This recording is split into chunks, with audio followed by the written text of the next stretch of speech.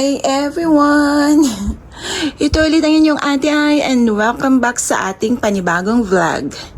Eto guys, meron tayong, nakikita nyo ba yan? Yung ating kaldero sa ating harapan. Ayan, binilhan tayo ni Amo ng isang kaldero para daw naman ay matuto tayong magsipag, magluto. Ito siya guys, kaldero siya, ayan. Pero madami siyang ways kung paano gamitin. At meron siyang menu at titingnan natin mamaya kung pasok ba yung nasa menu ba yung iniisip kong lulutuin. Kasi kailangan na nating magluto guys dahil 1 linggo na ang nakalipas mula nung binili niya to. Pero kahit ng pagbukas at paghugot magmula sa kahon ay hindi ko pa ginawa. Sobrang busy lang. So nagpaparinig na siya na hindi man ginagamit yung bago mong kaldero. Parang ganon.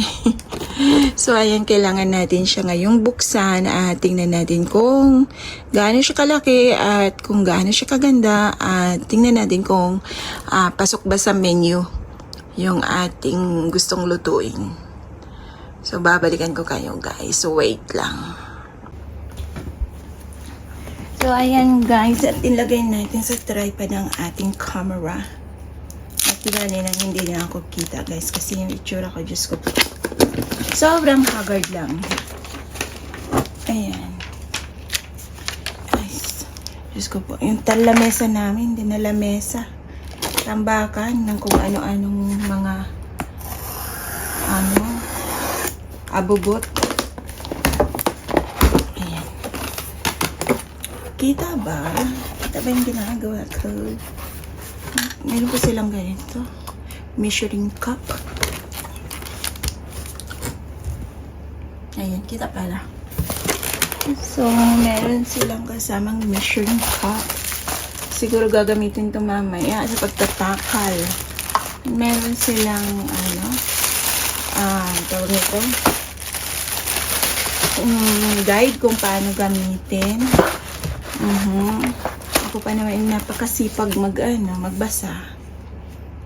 Good luck na lang. Tapos, ito yung recipe book. Ang recipe book, kaya kailangan natin mamayang basahin ng maigi kung paano gagamitin. Nasaan na si tatay? Ayan siya. May recipe book na kasama.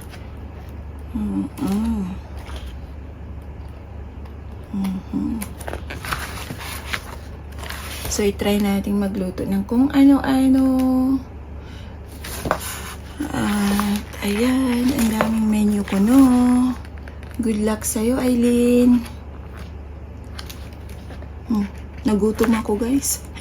Hindi pa man nakapagluto, nagutom ako. Ayan, so, marami tayong, mag-aaral tayong magluto. Ayan. Tapos, ito yung guide kung paano siya gamitin.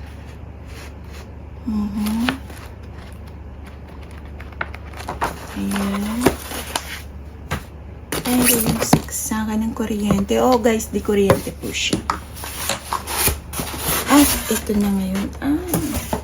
Laman. Ayan. Para lang Louis Vuitton na branded. Meron siyang dash bag.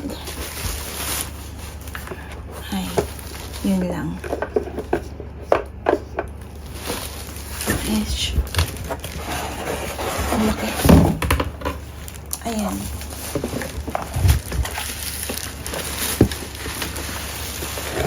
So, ito na po guys. Ang ating caldera. So, ayan siya guys. Ayan. Oo, pati pagtanggal ng ano tawag nito? Takip, hindi ko alam. Tolong. So, kakalikutin muna natin guys. Babalikan ko kayo mamaya kung paano natin siya gamitin. A few moments later. So, ayan guys, ready na ang ating lulutuin ngayon. Magluluto tayo ng beef stew. Yung beef guys, binabad ko na siya sa paminta, toyo, at asin. At nilagay ko na siya dyan, nilagyan ko siya ng tubig. So, ayan, sinalang ko na siya guys. Nilagyan ko siya ng tubig, tapos nilagay ko na yung karne na ibabad na natin kanina at hihintayin natin siyang lumambot. So habang nagpapalambot tayo ng karne at saka naman natin hihiwain ang ating mga gulay. So ayan ang ating gulay, ready na rin. Meron tayong onion, carrot at potato. So ayan, kapag malambot na ang karne guys, tsaka natin ilunod ulit ang ating mga gulay para palambutin natin ulit. So ayan guys, nilalagay ko na yung ating mga gulay dyan. Kung tutuusin naman guys, pwede naman sa umpisa pa lang na isama na yung mga gulay sa karne para sabay-sabay na silang lumambot.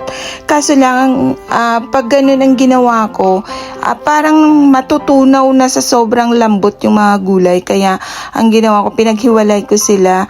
Inuna ko munang pinalambot yung karne at ayan, isusunod ko palambutin ang mga gulay natin. So ayan guys, nakasalang na siya ulit. At ayan na guys, malambot ng ating mga gulay. So ayan, nakikita nyo guys, buo-buo pa yung ating mga gulay dyan. Hindi sila natutunaw kasi pinaghiwalay ko nga kasi silang palambutin kanina. At ayan guys, dinagdag ko na yung ating pangpalasa ng ating beef stew. At dinagdagan ko na rin siya ng broccoli. Ayan, parang ang lambot-lambot ng mga karne. Parang ang sarap-sarap niya, ang sarap ng amoy guys. So, ayan, ihahain na natin at tayo'y kakain na.